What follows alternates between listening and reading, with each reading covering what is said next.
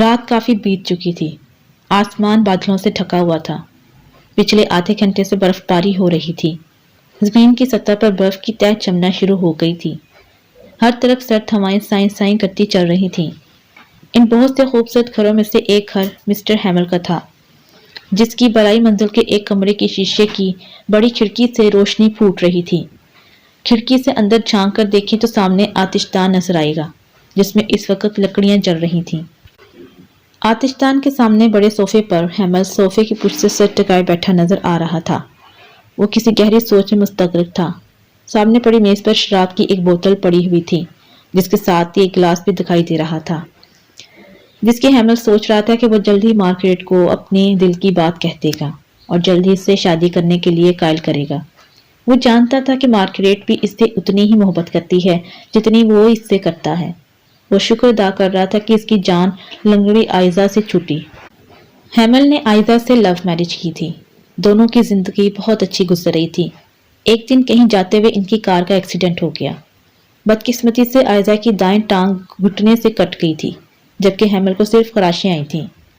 جب سے آئزہ معذور ہو گئی تھی، تب سے ہیمل کے دل سے اس کے لیے محبت نکل گئی تھی۔ وہ ایمیلیا کا وجود برداشت نہیں کر سکتا تھا، جو اب ویل چیئر کا محتاج تھا، مگر ہیمل نے اپنے جذبات اس پر ظاہر نہیں ہونے دیے تھے۔ ایک دن ہیمل نے ایک منصوبہ بنایا۔ اس کو عملی جامہ پہنانے کے لیے آج رات وہ ویل چیئر پر بیٹھی آئزہ کو تہ خانے تک لے گیا تھا۔ ہیمل، تم مجھے یہاں کیوں لائے ہو؟ آئزہ نے اپنی گال کو چھوٹی لٹ کو کان کے پیچھے رکھتے ہوئے ہیمل کی طرف دیکھ کر پوچھا۔ آئزہ، مجھے کسی اور سے محبت ہو گئی ہے۔ کیا؟ وہ چونک پڑی۔ ہاں، میں جلد ہی مارگریٹ سے شادی کر لوں گا، اس لیے تمہیں ہمارے راستے سے ہٹانا ہوگا۔ میں مزید تمہیں نہیں برداشت کر سکتا۔ یہ کہتے ہی ہیمل نے اپنے ہاتھ میں چھپائے تیز دھار چاقو کو اس کے پیٹ میں گھونپ دیا۔ آئزہ کے منہ سے ایک دردناک چیخ برآمد ہوئی۔ ہیمل نے اس پر دوسرا وار بھی کر دیا۔ آئزہ کی آنکھوں میں موٹے موٹے آنسو جھلملانے لگے۔ ہیمل نے تہ خانے کا دروازہ کھولا اور ویل چیئر کو دھکا دے دیا۔ نیچے تہ خانہ گھپ اندھیرے میں ڈوبا ہوا تھا۔ ویل چیئر سیڑھیوں پر سے گرنے لگی۔ ہیمل نے دروازہ بند کر دیا اور اسے تالا لگا دیا۔ اس کے دل سے بوجھ اتر گیا تھا۔ اس کے چہرے پر اطمینان تھا۔ ہیمل اچانک خیالوں کے بھنور سے نکلا۔ اس نے شراب کی بوتل سے گلاس میں تھوڑی شراب انڈیلی اور گلاس اٹھا کر ہونٹوں سے لگایا۔ گلاس خالی کر کے اس نے گلاس میز پر رکھا اور اٹھ کر گنگناتا ہوا کمرے سے باہر نکل گیا۔ ہیمل کی مارگریٹ سے شادی ہو چکی تھی۔ مارگریٹ سے ہیمل کی پہلی ملاقات ایک روز رات کو ایک کلب میں ہوئی تھی۔ دونوں کو ایک دوسرے سے پہلی ہی نظر میں محبت ہو گئی تھی۔ ہیمل نے اس سے اس کا فون نمبر مانگا تو مارگریٹ نے اسے دے دیا۔ پھر ہر روز ان کی فون پر گفتگو ہونے لگی۔ اس کے علاوہ کافی پینے یا کھانا کھانے کے بہانے پر ریسٹورنٹ میں بھی ان کی ملاقات ہو جاتی تھی۔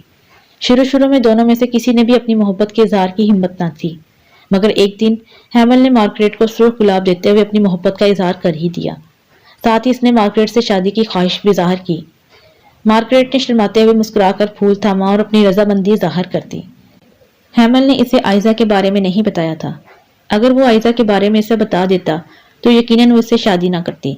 شادی کے بعد ہیمل مارگریٹ کے ساتھ بہت خوش رہنے لگا تھا۔ مارگریٹ بھی اس کے ساتھ کافی خوش تھی۔ ہیمل نے مارگریٹ سے وعدہ کیا تھا کہ وہ آج آفس سے جلدی آ کر اسے باہر کھانا کھلانے لے جائے گا اور اسے شاپنگ بھی کروائے گا، لہٰذا آج وہ آفس سے کافی جلدی گھر پہنچ گیا۔ ہیمل نے گاڑی گیراج میں کھڑی کی اور بھاگتا ہوا اندر چلا گیا۔ اسے سامنے مارگریٹ کچھ غصے میں نظر آئی۔ کیا ہوا ڈارلنگ؟ غصے میں لگ رہی ہو؟ ہیمل اس کے قریب کھڑا ہو کر بن بن کر کہہ رہا تھا۔ ہیمل، مارگریٹ کے ہونٹ ہلے۔ بولو۔ اس نے مارگریٹ کے دونوں بازوؤں کو تھام کر اپنے قریب کیا۔ ہیمل، تم نے بتایا تھا کہ تم اپنے والدین کی اکلوتی اولاد ہو۔ تمہارے والدین چند سال قبل کار ایکسیڈنٹ میں وفات پا چکے ہیں اور تب سے تم اس گھر میں اکیلے رہ رہے ہو۔ مارگریٹ کا لہجہ تیکھا سا تھا۔ ہیمل کو عجیب سا لگا۔ ہاں تو، مگر تم یہ کیوں پوچھ رہی ہو؟ مارگریٹ کے ایک ہاتھ میں کچھ تھا جسے اس نے پیچھے کی طرف چھپا رکھا تھا۔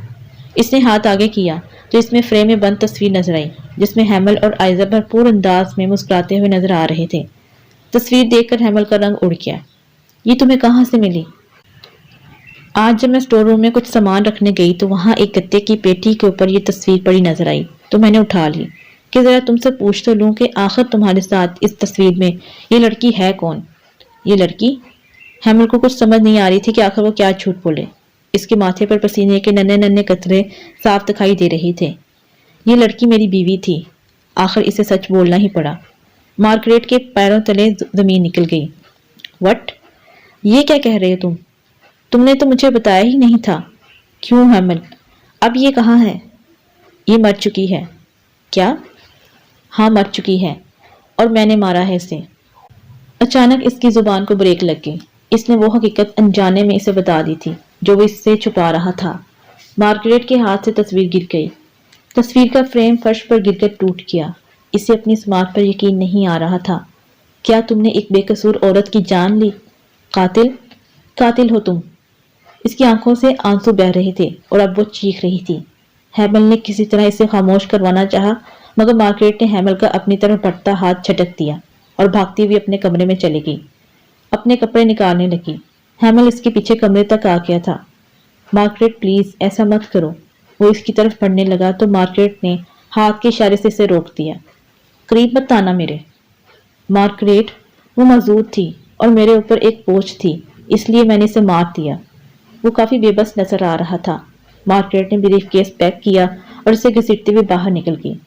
ہیمل اس کے پیچھے چل دیا۔ مارگریٹ اچانک چلتے چلتے رک گئی اور مڑ کر بولی، میں تمہاری زندگی سے ہمیشہ کے لیے جا رہی ہوں، جلد ہی ہماری طلاق ہو جائے گی۔ اور پھر وہ تیزی سے باہر نکل گئی۔ ہیمل واپس وہیں کھڑا رہ گیا۔ اچانک اس کے ذہن میں آئزہ کا خیال آیا۔ پتہ نہیں کیوں اب اسے آئزہ کی بہت یاد آ رہی تھی۔ اس کی آنکھوں میں آنسو آ گئے۔ اسے پہلی مرتبہ اپنے قتل جیسے جرم پر افسوس ہو رہا تھا۔ پھر اچانک معلوم نہیں کہ اسے کیا سوچی کہ وہ بھاگتا ہوا اپنے کمرے کی جانب گیا۔ ہیمل تہہ خانے کے دروازے کے سامنے کھڑا تھا۔ اس کی آنکھوں میں آنسو تھے۔ اس نے ہاتھ میں پکڑی چابی سے دروازے کا تالا کھولا اور دروازے پر دباؤ ڈالا۔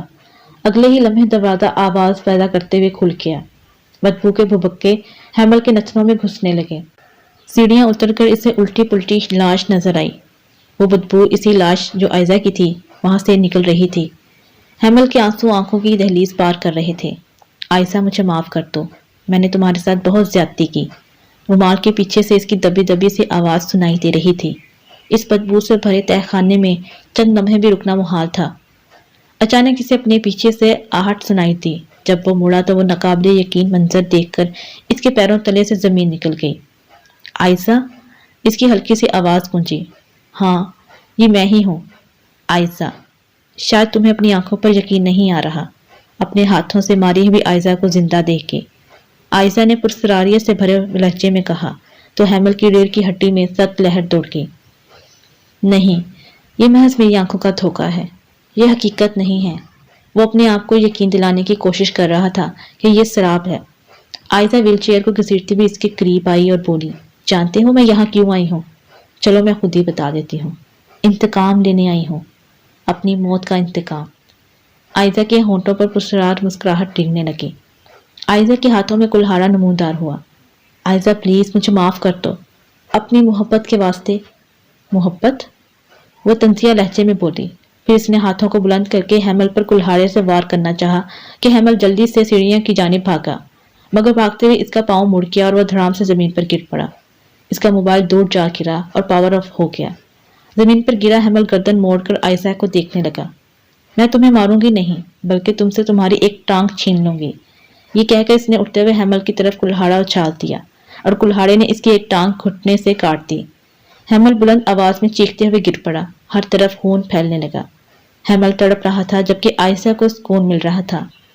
میں نے تمہاری جان نہیں لی، مگر یہ تم پر منحصر ہے کہ تم خود کو یہاں سے نکال پاتے ہو یا نہیں، آئزہ بولی، اور پھر اس کا وجود ہوا میں تحلیل ہونے لگا۔ چند لمحوں بعد آئزہ کا وہاں نام و نشان تک نہ تھا، جبکہ ویل چیئر وہیں پڑی رہ گئی۔ گھوپ اندھیرے میں ڈوبے تہہ خانے میں ہیمل کے کراہنے کی آوازیں سنائی دے رہی تھیں۔